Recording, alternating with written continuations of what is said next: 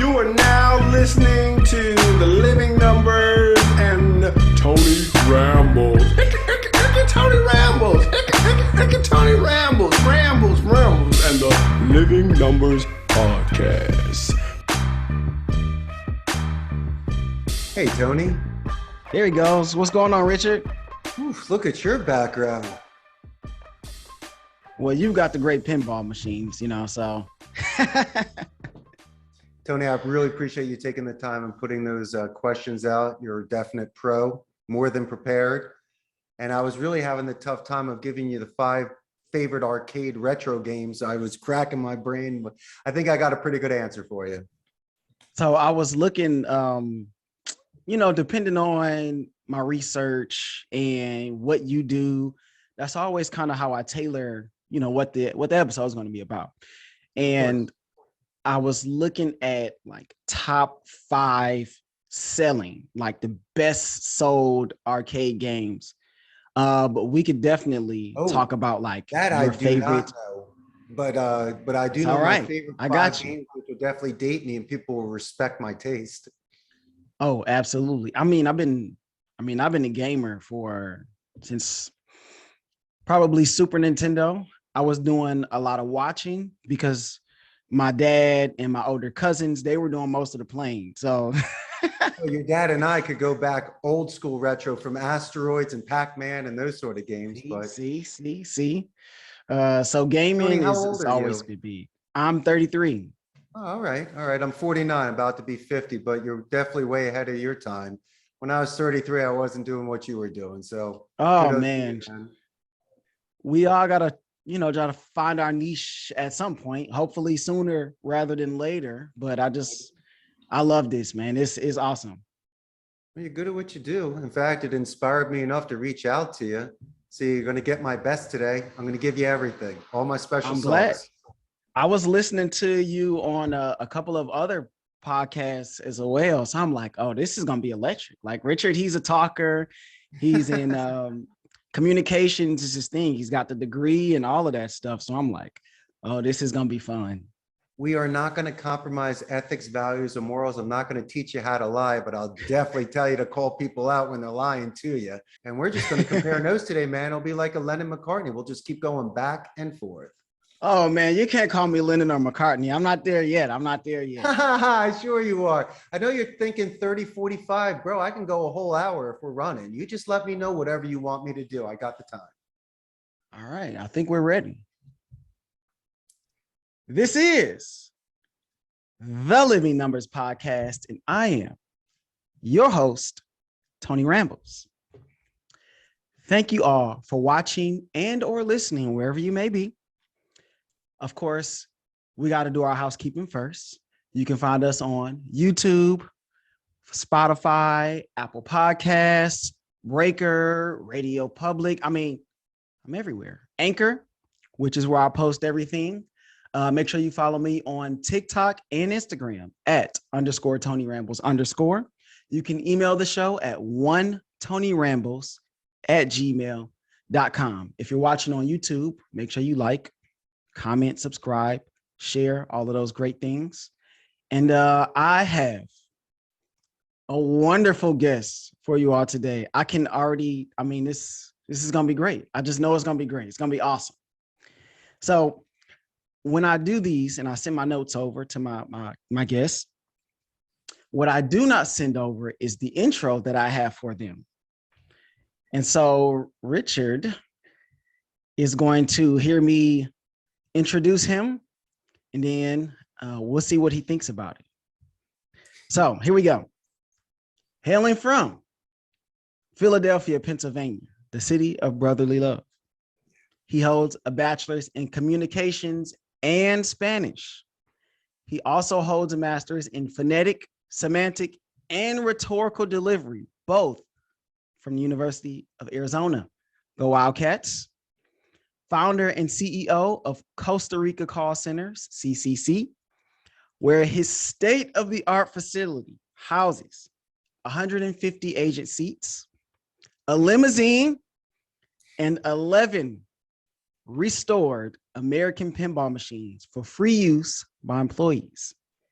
known on this podcast as the people's champion for his great communication skills, along with his charismatic management style. He believes communication is an art form. I agree. The thesaurus king, the ever listener, competitor, grinder, opportunist, Richard Blank.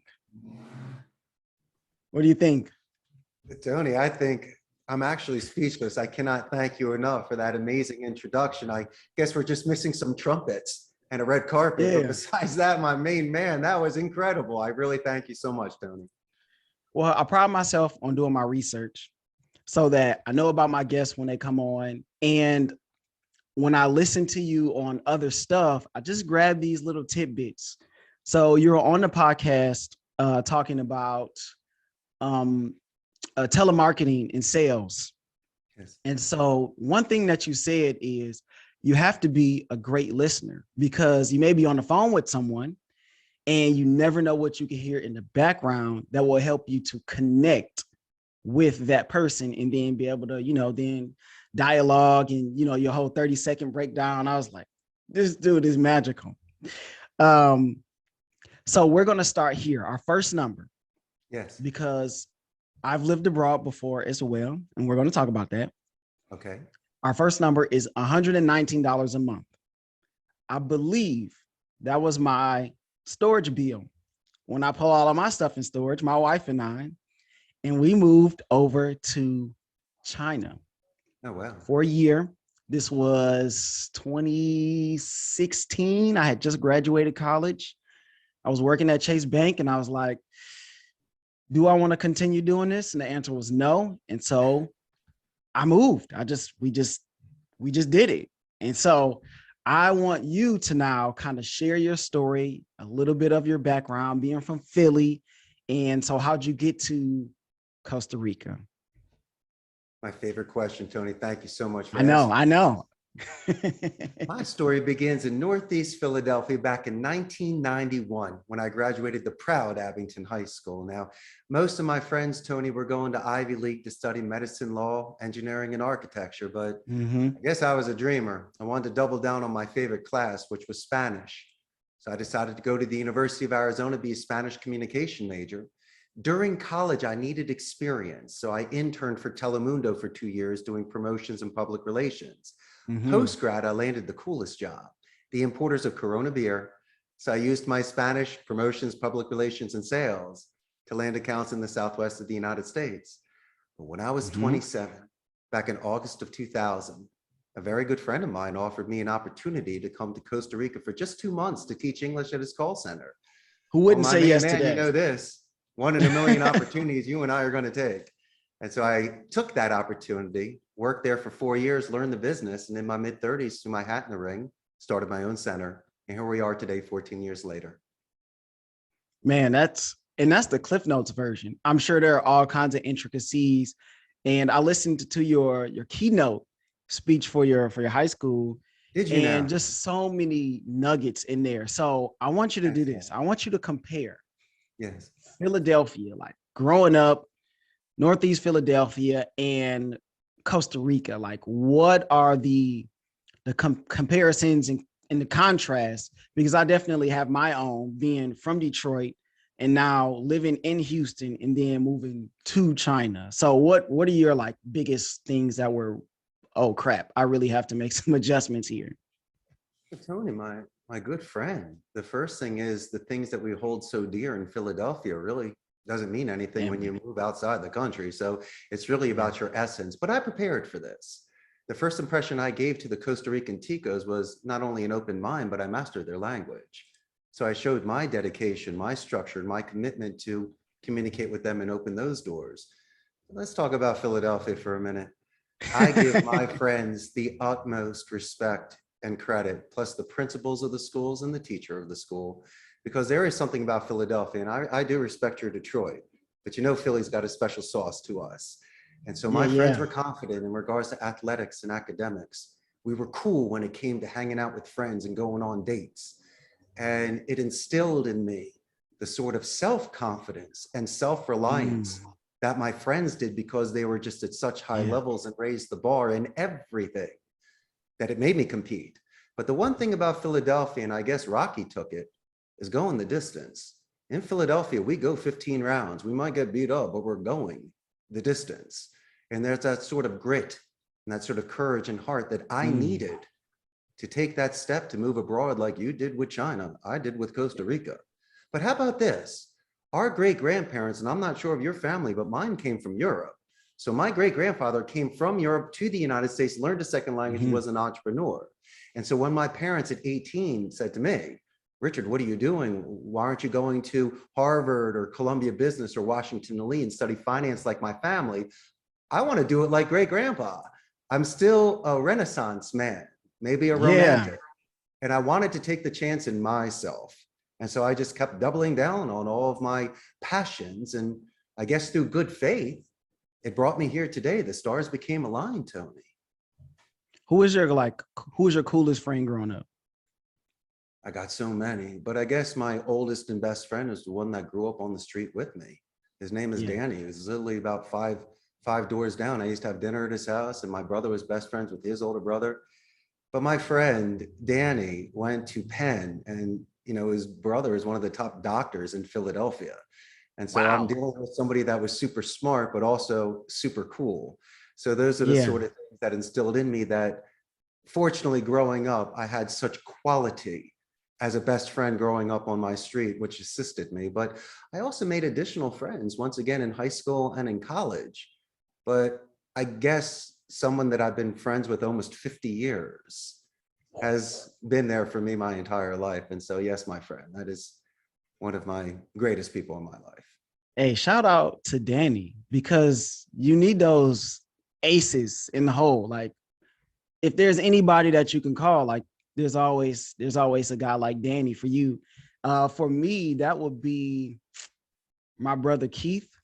I feel like, and he's my stepbrother, but growing up with a blended family and so many of us, like, we didn't even use the word step because, that was my brother. I would cut for him like I would cut for my brother Troy, who I talk to dang near every day. So one thing that is different is, and my dad talks about this too, how the neighborhoods were so cohesive growing up. Like, everybody was outside. Everybody knew each other. He talked about the baseball teams because my dad was a football player. He was a baseball player, really good at both, had tryouts with some professional teams, but he had 2 kids and a wife. So it was only so much that he could juggle. But the community was something that was so big growing up for him. It was like that to some degree, I feel like, for us. But as we have gotten older and technology has gotten greater, I feel like the communities have changed. I wouldn't say they've gone away, but everything's digital. Everything's like video games and hubs and that kind of thing. But I've seen that old style communities in China where, like, people were always outside. People knew their neighbors. It was very, very different than it is here. That's true. Ask your dad if he liked to capture the flag and kick the can. Those are the best games back in the day, especially when the neighborhoods, you had backyards without fences. You could really run up and down the street. But, back in our day, your father and mine, we only had a couple channels on TV. We really didn't have cable, and only your cartoons came on Saturday. So the best thing for you to do is not sit inside all day watching black and white war movies. You're outside with your friends playing till your mom starts screaming for you to come home. And it's kind of cool, Tony, your mom's voice could travel 2 or 3 blocks. You can hear it. Oh yeah. You got to get home. So I miss those days. I think it's time. Yeah, of course. What's your favorite part about Costa Rica? My favorite part about Costa Rica is the ecotourism. I mean, growing up in Philly, I had my 4 seasons. In Costa Rica, we just have wet and dry. But I've never been to a place where I've seen such vegetation, the flowers, the plants, the animals. I mean, the fact that monkeys and iguanas can come into your room. And if you just drive outside the city, you're in the middle of the rainforest. And I love a convertible, so I'm always cruising the country, chilling. Okay, hey, what's your convertible of choice? I have 2. I got a CLK Mercedes convertible, but I do prefer my 92 Cabriolet convertible because it reminds me of the first car I got, which was a 1980 Rabbit convertible. And so I don't need to Okay. flash the cash down here. Don't really want to be a target, but I just like to have a chill car, manual roof, top down, cruising around, listening to my 80s music. I'm a happy cat. I mean, if you pull up Man. next to me in the morning, you'll see me singing In Excess before getting to work. So it's kind of funny. Okay. Yeah. Okay. So here we go. Here we go. Now you really touched a nerve here. Okay. I've got a playlist and my kids, because I'm a school teacher. So, Okay. and I teach speech class. So we're both like communication enthusiasts, I would say. Yeah. And my go-to playlist is my old school. And most of the time it's like 70s and 80s, just, kind of classic rock. I'm not really much of an R&B guy, but I get a lot of this music taste from, who would you guess? My dad, of course. Of And course. so, what's one of your favorite, I don't want favorite songs to kind of rock out to getting ready for work? Oof, it really depends on the day. But I Yep. am an In Excess fan, but lately I've been listening to some Heart Barracuda. That gets me worked up. Yeah. New Order, Blue Monday can get me going. I like the Stones' Mother's Little Helper. I like the U2, Better Than the Real Thing. So, I mean, I Yes. just Here we mix and go. match. I mean, I'll even do Stevie B, Part of Your Body. Ask your dad about that one. It's Spring Love. He knows those songs. But, it really all depends. But, I'm just looking for things to remind me of back in Mhm. the day when I was really rolling and things were good and I didn't have a care in the world. And I also had a full head of hair. So if I can Oh put man. myself back in that sort of mindset, then I'm ready to rock and roll. Okay. So, were you a sports guy growing up in Philly? Yes, I was. I was a tri-letterman Okay. in high school. I played golf, ice hockey, and lacrosse. And, I was a huge Flyers fan. So my pop used to go down to the Spectrum all the time during the 70s, during the Broad Street Bully years. And I actually had the honor of meeting Bernie Perrant one time at Old York Road Skating Club when we Wow. played hockey. But yeah, I was an athlete. I enjoyed it. And also skiing. I used to go skiing once again out west and Europe sometimes and up in Vermont. And so my parents were very much into athletics. So we always grew up playing sports. What about yourself? What'd you do? Man, that's actually going to push us into our next topic, right? And so that's game 3, NBA Finals was last night. And I am a huge sports guy. So when I first talked about starting a podcast, everybody assumed that it would be sports.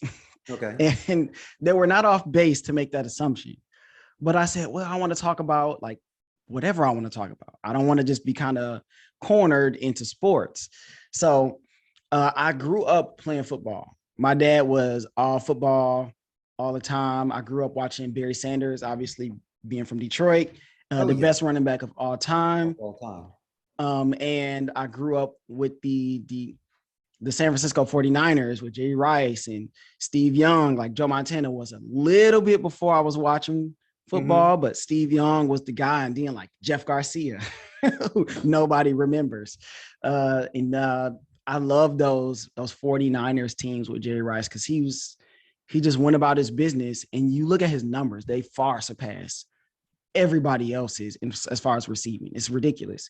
And then you have the Detroit Red Wings, who were very good with Sergei Fedorov and Yzerman and Chelios and those guys. Yes, when you have a good team, you just become a fan. Like, I don't know why I was a fan of the Lions. It's only because I'm from Detroit. But but the Red Wings, that team was really good growing up. And we also had the Pistons, right? We had the early 90s Pistons, which I was really young, but we had the early 2000s Pistons, which I was along for the ride for with Chauncey and Rip and all of those guys. So I've always been a sports fan, like to the fullest. And then video games exacerbates that, Of course. which, the NBA Lives, the NBA 2Ks, the NFL Maddens. I'm a big wrestling fan too.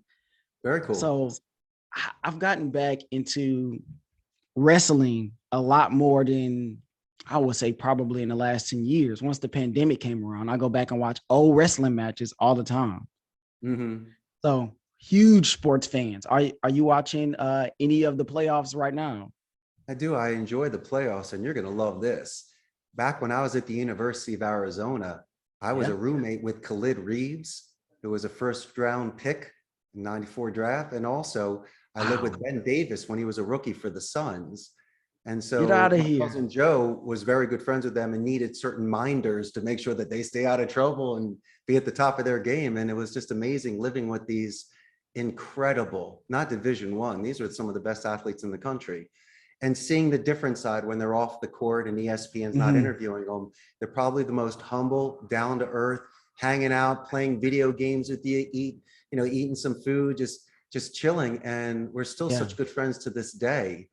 And what that did, because I was in my 20s dealing with people that are getting $1 million contracts and just really starting their life, they kind of showed me the structure and the discipline and the mindset of being a winner, not just being a winner. They're telling me about mastering levels, because if they can't do it now, how are they going to do it in the pros?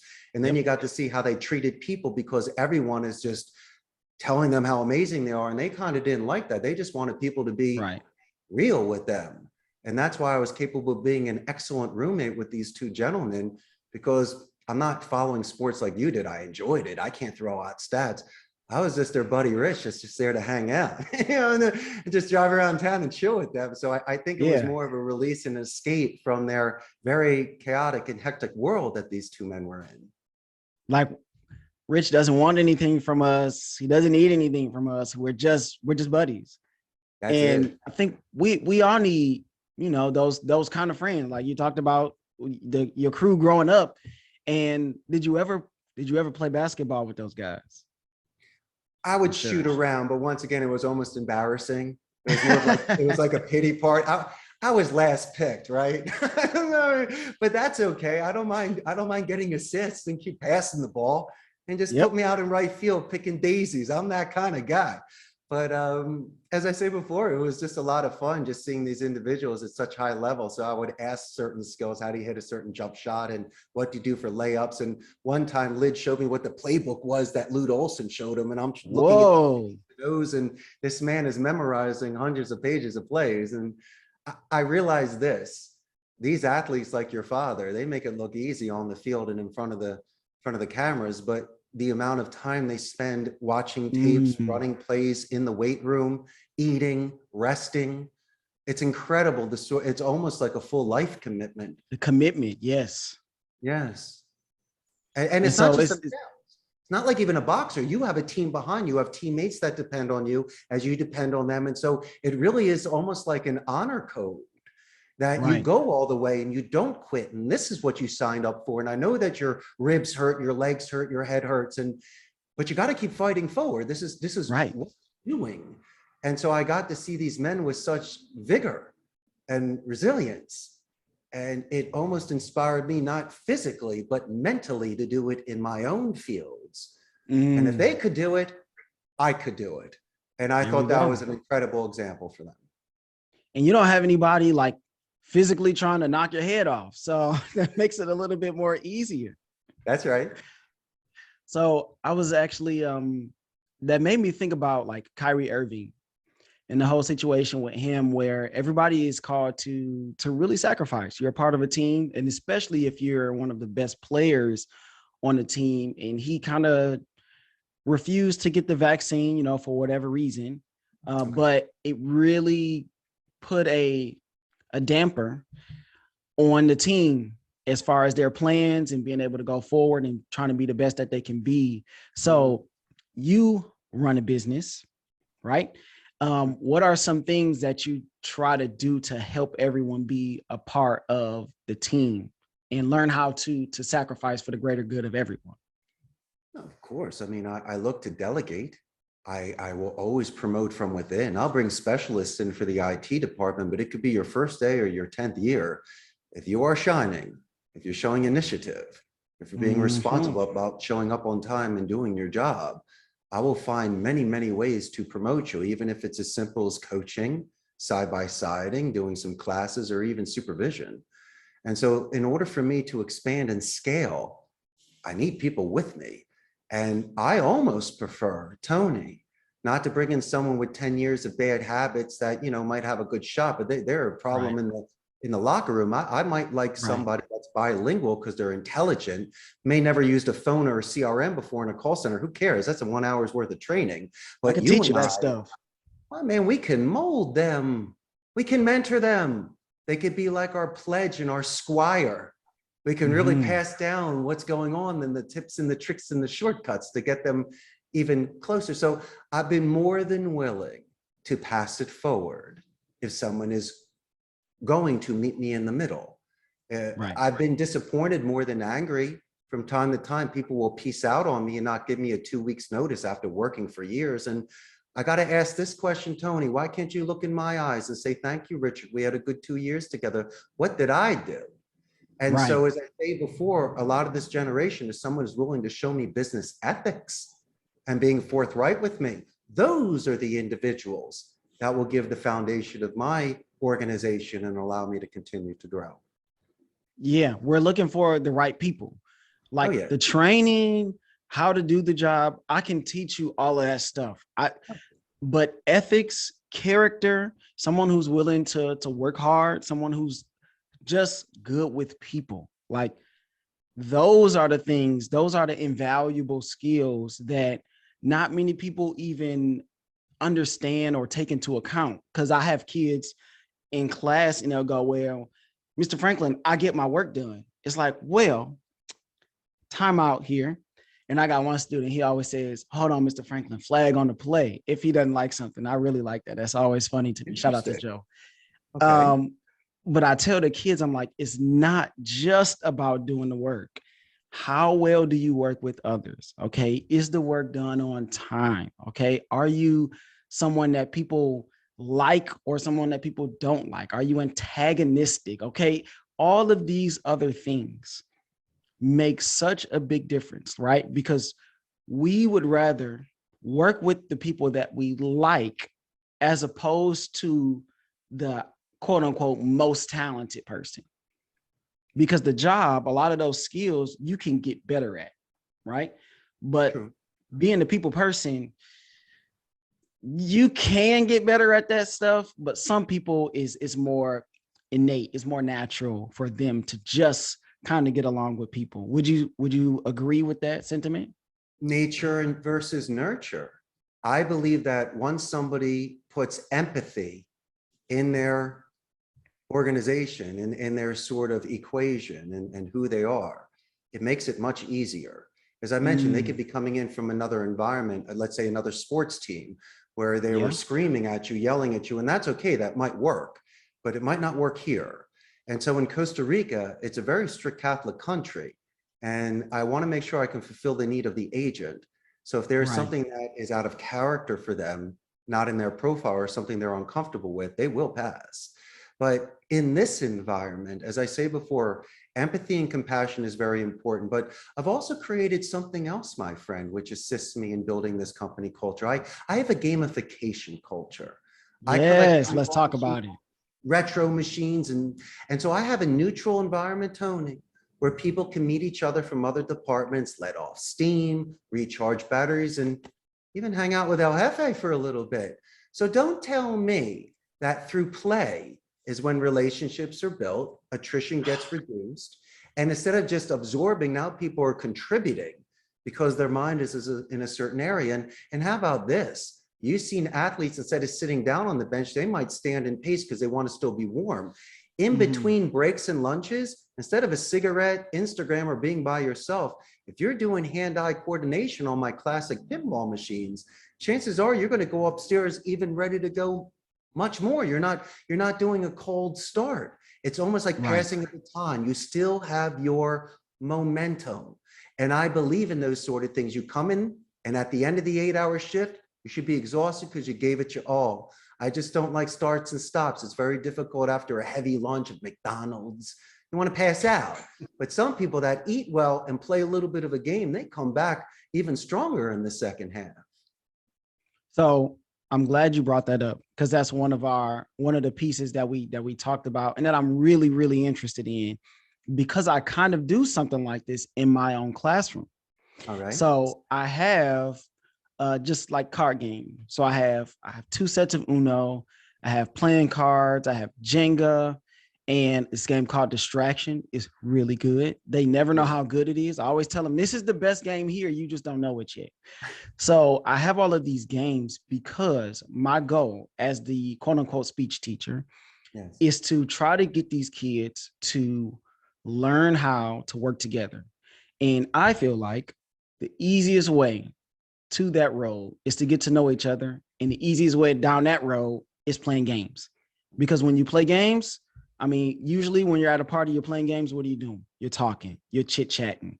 Okay, if you're smart about it, you're learning stuff about your opponents, who you're playing with. Okay, this person's a talker. Okay, this person's not a talker, but they're very strategic, right? You're gathering these little nuggets. And I talk to my kids about this, like, this is an opportunity not just to play games, but to learn about each other. So I'll go, all right, guys, we're gonna play games today. And they go, wait, what? I'm like, yeah, we're gonna play games. Like, I'm gonna put y'all in groups. We're gonna have 5 stations. And so at each station, there's a game.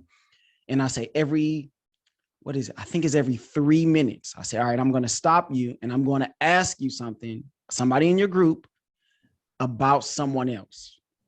So as they're going along, they're asking these questions, not just about names, but family, likes, dislikes. And so they don't understand that down the road, when they start working in groups, and I have to ask little Johnny about that project and why his part is not in, it's a little bit easier because I know little Johnny, right? So I'm kind of planting these seeds, and I always use these games to do it. And a lot of people, especially with teachers, you talking about people with years of experience getting stuck in their ways. Well, Richard, there's no profession that you see that more often than with teachers, people who have been doing it for 10 or 15 or 20 or 30 years, where they're doing it a certain way. And you have to understand, like, you have to evolve. So my question here is, both a rebuttal is awesome, but also, where did the gamification start? Where did you get the idea to go, you know what?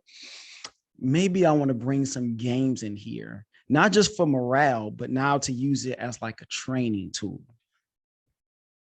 Well, my favorite pastime was these retro games. So really, Yes, sir. it was my agent second, Richard first. As long as I had the space here and I could go treasure hunting in Costa Rica, it was just filling up. If they want to play the games, it's great. If not, really, it's for my own passion. I have some games at home and I fill it up here. May I circle back 1 second? You were mentioning about Yes. your 20 and 30-year teachers. I see the same thing with any sort of industry, Tony. Sometimes people are well too rehearsed. They become commercialized, more of a print instead of a painting. And I think you understand this better than I do. You might know your material, but you and I are still raw. We're still the old essence of what got us here in the first place. So we are a character, not in character. And I think it's very important that you see, like, Dead Poet Society or Tony's Amazing Class, where he says all of it. You're like the kind of guy that brings in the TV and VCR and they're like, yeah, no test today. Tony's doing great. And so you surprised your class with a gift of game. And then they're like, really? And you're like, yes, but they don't realize the genius behind it. And one of the things I've done, my friend, is when people are filling out resumes for me and they're giving me all the bells and the whistles, I'll walk up to them and I'll say, hey, Tony, flip the paper over and why don't you write me 2 paragraphs of a coming of age moment? Costa Ricans don't know what that means. They go, what's coming of age? So I have to explain about beating up the bully or saving the kitten from the tree. 16 and candles. So they'll write me a story of when they won. So when it's a rainy Wednesday and they're not feeling so well, I'm like, come on, champ, remember when you saved the kitten? And these are the sort of things for positive reinforcement that when I learn something from them, not prying too much, but they'll share a story with me when they were the greatest.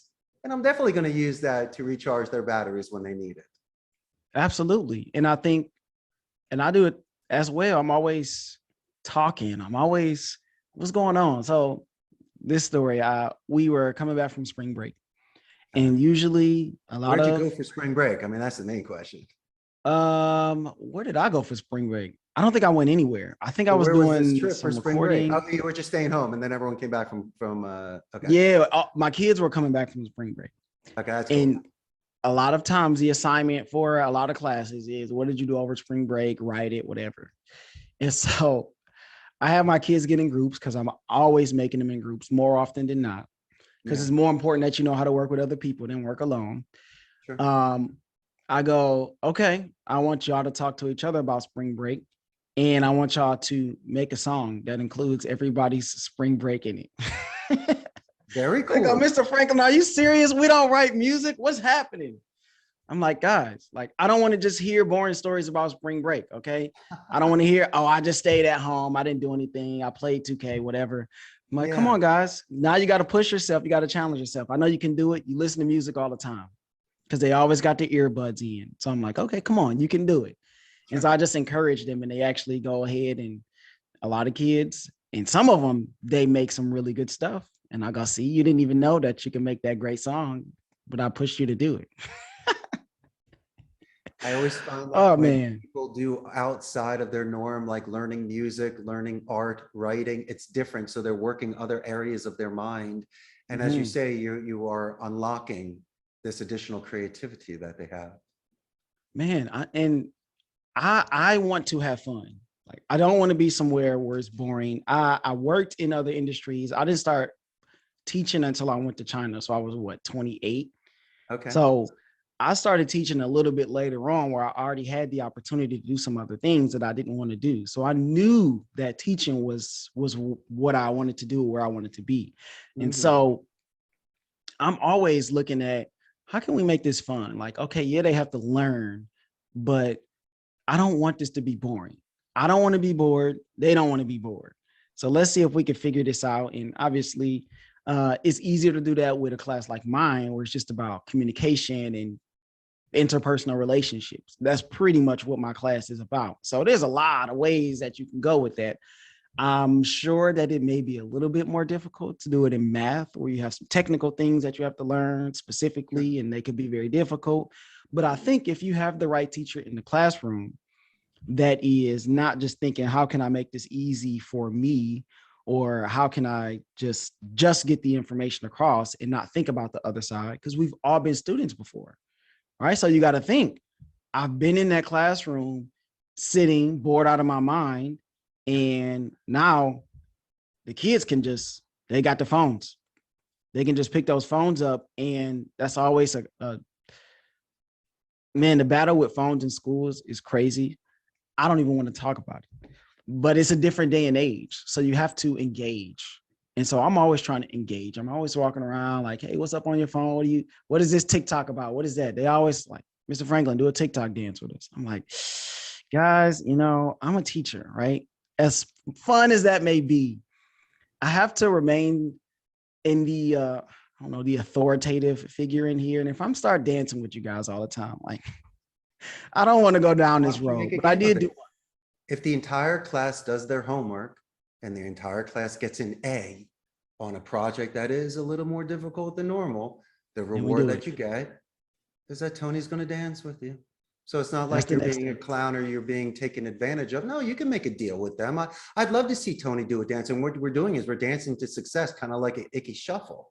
And so listen, if the whole class lands it and the shy kid comes out and does some public speaking, you don't think they deserve a dance? That's a win. That's a win. We'll take it. Start cutting deals with them. Start cutting, and then just make the bar a little bit higher, a little more dancing again. And the dancing could be something that's, there was an episode of Happy Days where Potsy sang a song in order to pass a test. So maybe what you could do is start having them singing back some of the answers of the upcoming test.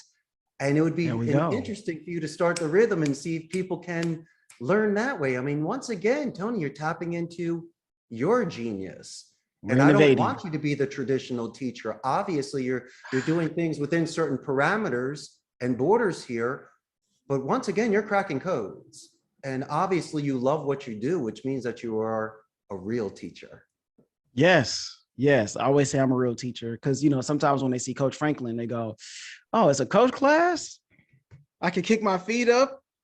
And I always have to dispel like, wait, no, it's not what you think. I know some coaches are great teachers and some coaches are not so great teachers because they just want to coach. And I understand that. But when you come into Coach Franklin's class, Tony Rambo's class, you're going to be learning some stuff and we're going to have some work to do. So we touched on gaming. Yeah. And so we got to circle back. And I know you know what's coming here. So top 5, that's our number, arcade games of all time. Now this is selling. I'll tell you those. but I want you to give me your favorite arcade games. Yeah, I wish I knew the top 5 games of all time. I know that there's some in the Smithsonian, but my I think favorite, you'll probably know them. I think you'll probably know some of them. I I'll mean, let you have I'm a such guess. a retro gamer. I'd have to choose my own personal taste. I love Asteroids. I Hmm. love Tempest. I love Robotron. I love Hmm. Tron. And I love Spy Hunter. But I'm guesstimating that some of the top ones of all time could definitely Okay. be a Pong. It's got to be a Pac-Man and potentially Dragon's Lair. Am I close to any of those? You got one. Pac-Man, of course. That's All number right. one. And what are the other Uh, 4? so Pac-Man's one. Space Invaders is All right. 2. Street Fighter 2 Champions Edition. Now, Street Fighter 2, there's a little the numbers are hard to find, but this was based on the best information that this website could find. Gotcha. Number 4 is Miss Pac-Man. Ooh, And number 5 is NBA Jam. wow. Wow. Yeah, I mean, what kind of top 5 is that? That's crazy. Like you got Pac-Man, NBA Jam, and Street Fighter. I mean, just to me, as a person that's a little bit younger than you, Mr. Blank, I love those games. Those are awesome. Like I talked about Street Fighter 2 already. Like that is one of the iconic turns in my life, Street Fighter 2. And then NBA Jam, I remember playing with my older cousin Derek. Shout out to Derek. He's been on my podcast a couple of times. And we always talk sports. And I remember playing NBA Jam, and we both had our own characters. He had the green alien. I had the one with the basketball head.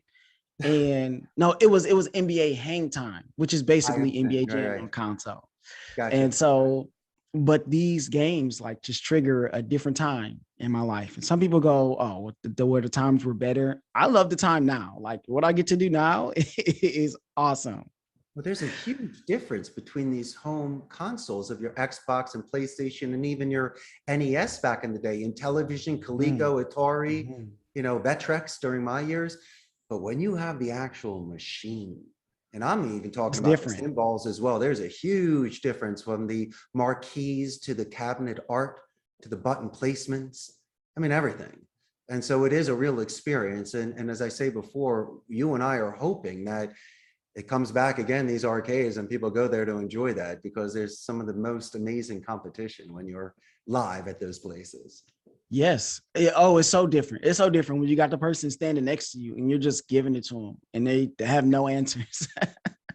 And I remember my dad taking us to the Butterfly. That was the name of the place, but it was just an arcade where they had a bunch of games to play. And they also had, I think, batting cages were there too. Oh, I love a good batting cages. I think I might go to one today when we're done, honestly. Did But you have to put your quarters up on the marquee because there was a line on certain machines? I think my Ask your dad dad kept all the about that quarters. too. There was a certain respect. I think he kept all the quarters and all the coins and all of that. Yeah, yeah, of course. But you also have like Dave and Buster's where you can go now still to play games. And it's so different. It's so dead in those places a lot of times. The kids don't even get out to those kind of arcades. Maybe on a Saturday evening, you will see it a little packed, but it was any time before. It was any time. I couldn't agree with you more. That's why, as I say before, if I have my little piece of heaven here, I'm going to take very good care of it.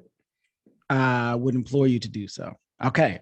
So we've talked about games and gamification now. Like, what are some tweaks that you've had to make along the way, like in the workplace? Because I know, well, I don't know this. I'm just guessing that people can't just get up and go play games whenever they feel like it. Oh, sure, sure. No, they have structure here. They have a break every 2 hours, break, a lunch, a break, and then they go home at the end of the day. But a lot of agents come in earlier, they stay a little bit later. But, the main adjustment that I had to do business-wise was work from home. I mean, right when COVID hit. Usually the people liked my brick and mortar location at the call center because of internet redundancy, electricity, and IT support. And so the law said we could only have 50% of the people here. I chose 20%. Just in case for PCI compliance, onboarding and new agents, or in case something happens, they're on a turnkey station. But say what you want. As well as I do, when you're live in your classroom, there's that synergy. just like in the call center, where all parts work together for the common good of the whole. And my environment's a speaking environment. It's not like an accounting office where people just crunch numbers and don't talk. They're on the phone speaking. And so once again, we are professional speakers.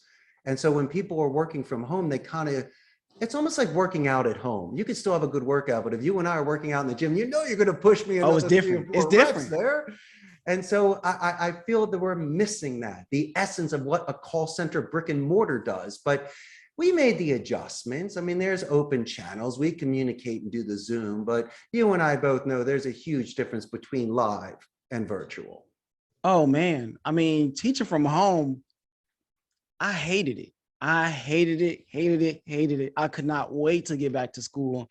And I know that that is probably unpopular opinion, but man, when I'm in my classroom and I got my kids and we got stuff going, just like you said, it is so much different, especially when you got a good lesson that involves people. And it's kind of one of those things where it's like, it's fast paced, much like probably a call center environment. And you got these targets that you got to hit, and you got like we call them exit tickets, where before you leave the classroom, everybody has to answer like these questions, I guess like a quota, you could call it.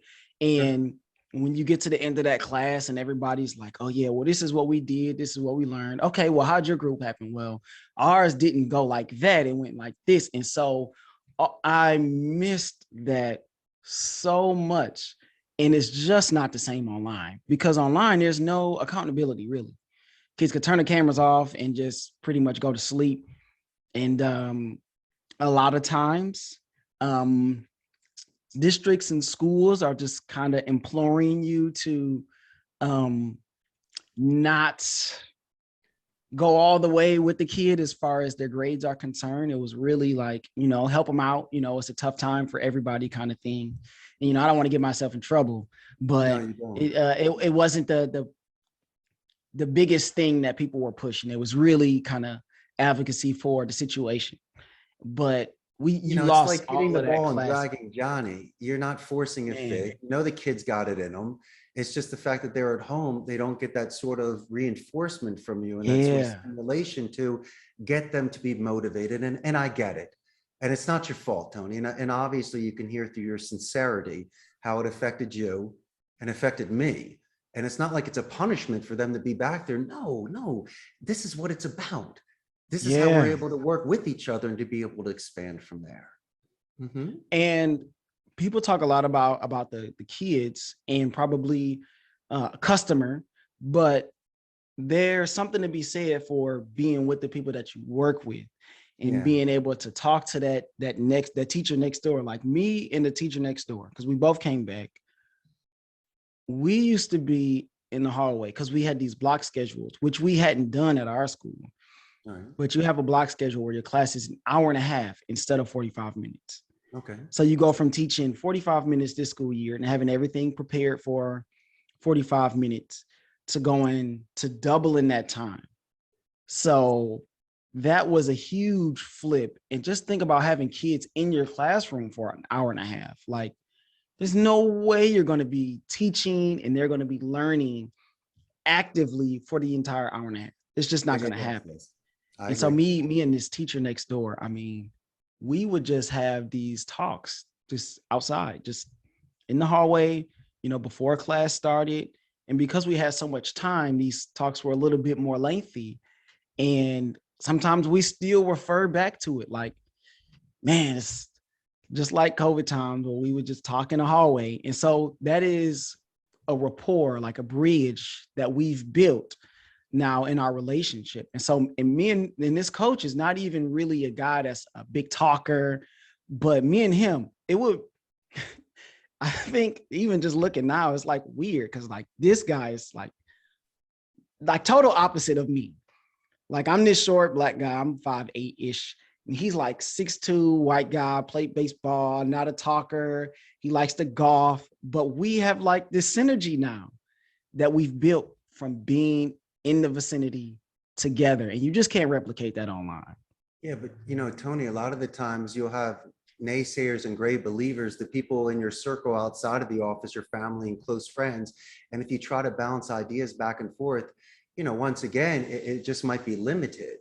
And Yeah. and it's this bubble that you're in. And so sometimes they say you get the best advice from strangers or bartenders or people you just never met before because you're not being Yeah. prejudged. And Right. there's this coworker, this colleague of yours, regardless, male, female, young or old, black and white, this individual likes you for who you are. And they're Yep. not judging you, and they're not going to go home with you and tell your family what you're doing. This individual has your confidence.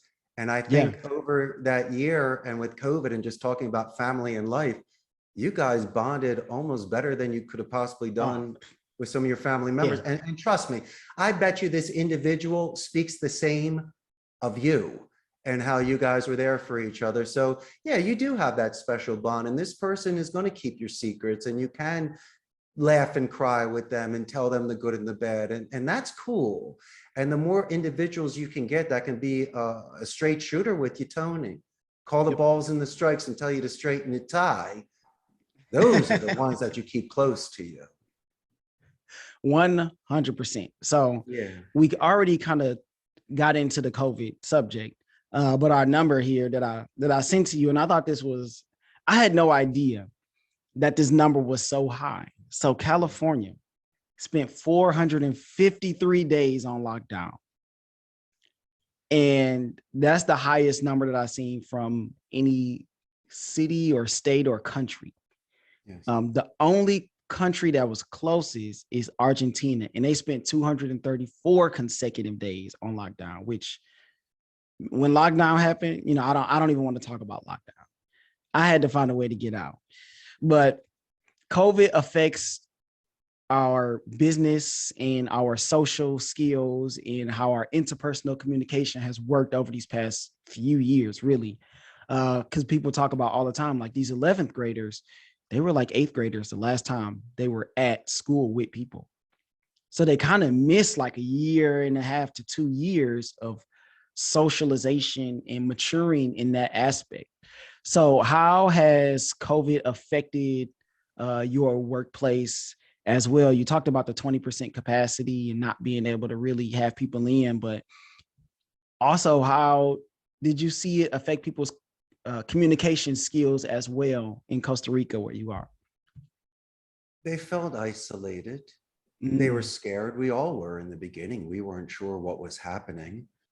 And once again, people just wanted to go home and to protect themselves. But as I said before, when the dust settled and people were starting to communicate a little bit more on other channels, we adjusted accordingly. And as I say, these individuals were saving a ton of time and money by not traveling here and spending more time with their families. So there was a good payoff to that.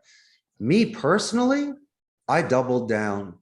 I work out every day at 5:30 in my home gym for a couple hours. I do the cardio weights. I hit a bag and work on the core stomach. Wow. Eat a huge, breakfast to get that energy in there. And as I mentioned, drive to work in the convertible. And so my life didn't change. What I wanted to do is, I say, make no excuses, double down. And I'm almost 50 years old. I could almost beat myself up when I was 18. I'm in the best shape of my life right now. And so the only example I could give is my own example. And I'm not going to tell people to do something if I'm not going to do it myself. And so when I show up every day on time in a suit, at the ready, walking the rows, talking to the departments, that's leadership. And so, as I say, there's no secret CEO cracked code. I mentioned empathy, but I also mentioned accountability. And I want to give people job stability. And as long as I can give the agents their dignity and not make them feel like numbers or robots, they're going to come back. I won't be that kid at Chuck E. Cheese with no one at their birthday. I got a packed house right now, or at least I did. And these people are continuing to put wind in my sails. So, Tony, it's very easy. What you and I discussed today with you and your amazing class and me and my call center, you and I are very much on almost every same page. The only difference is Philly and Detroit, and we can teach each other for that. But besides that one page, everything else we have, my main man, is in common. Man, Richard, I feel like I could just leave my job and come work for you right now.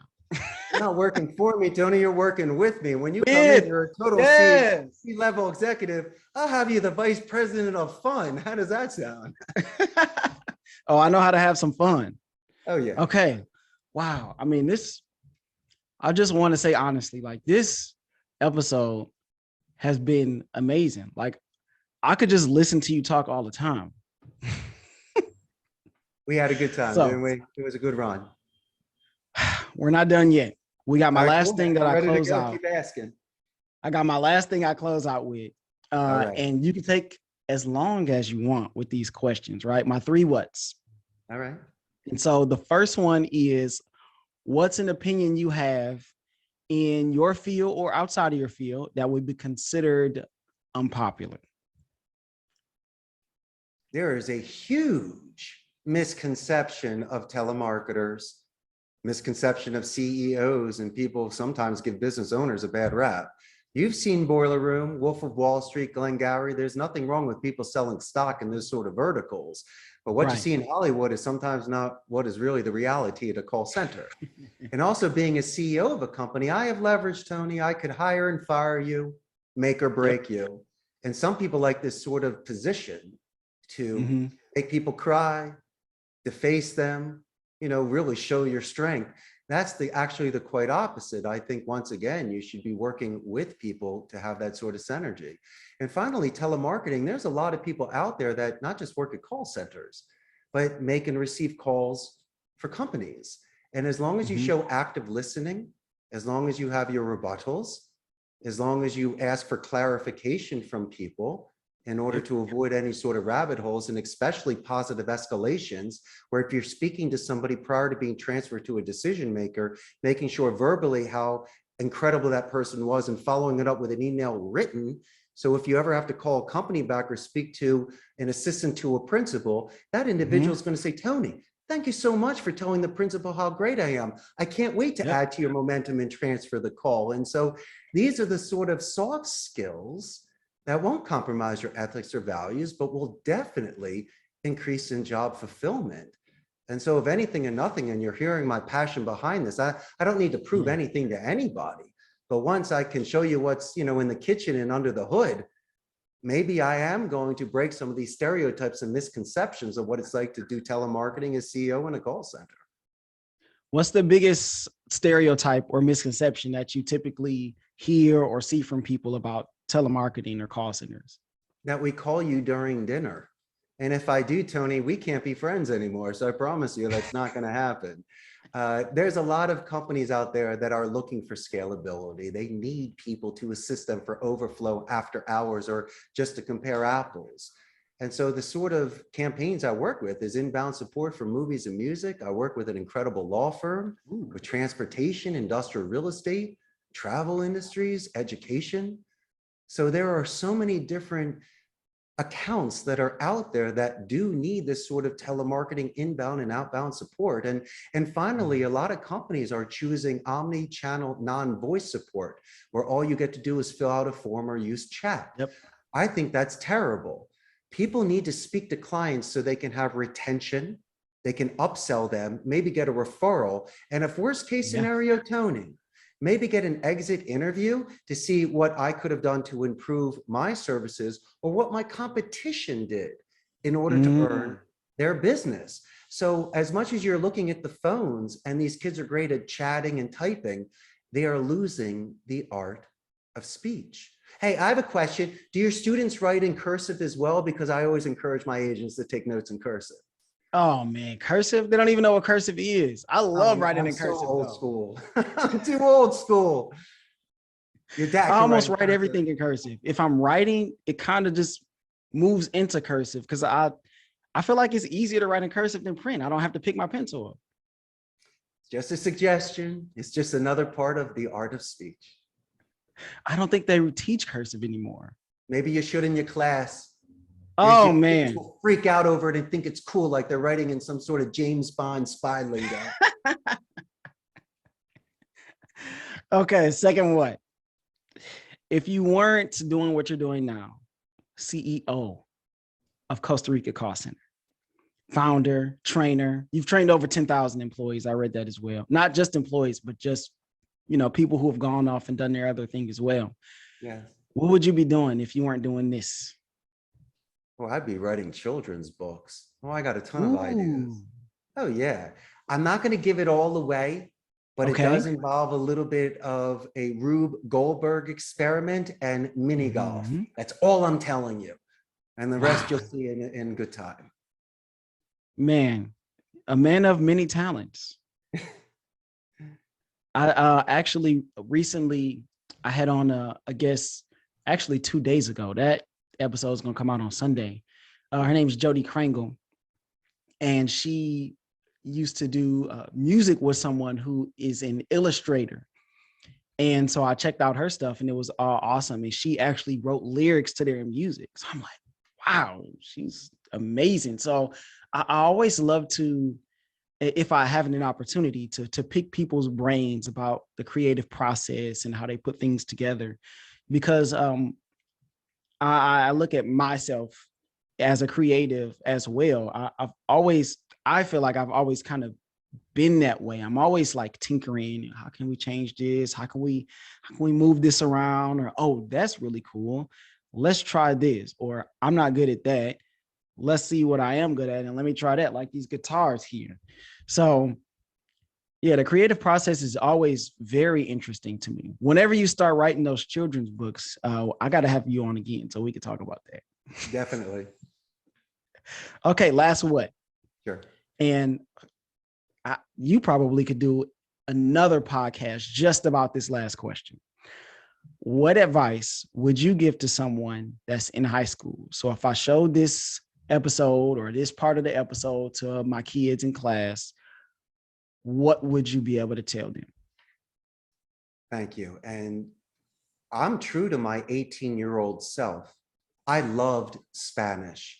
And I know that if there was a forced fit of me going into a preset career, I would have never been satisfied and been at my best potential. And not unfortunately, but my friends could not really compare notes to what I was doing. They had Right. their own paths, their own destinies. No one was going to learn a second language and move abroad and start a call center. So once again, I had to stand tall. I had to not quit. I had to make sure that I was going to go all the way just to see if I were capable and I had the potential. And so my suggestion for somebody at that age is to do the due diligence, to maybe do some internships or volunteer work to not just build your confidence, but to at least try these sort of industries that you might be into. Bring a notepad with you so you can actually take notes and really ask, like you did prior to this podcast. You were more than prepared. Oh, you get an A+ in my book. And so there's nothing wrong. And you're not saying they're acting like we're adults. No, they're acting responsibly. They're being mature. And you can do that at any age. And so if somebody comes prepared and also dedicated practice, just don't do your 5 hours, 1 hour a day in class. These are the sort of things you should be mastering when you're not in school, when you're not on camera. I myself did additional Spanish when I wasn't in class, watching movies, reading, having an intercambio so I can talk over coffee. And so these are the sort of things that your father did to become a semi-professional athlete, like you have done to be a top teacher because you're preparing your lesson plans. And I myself, as a speaker, a bilingual speaker, and the amount of hours all of us have put into it.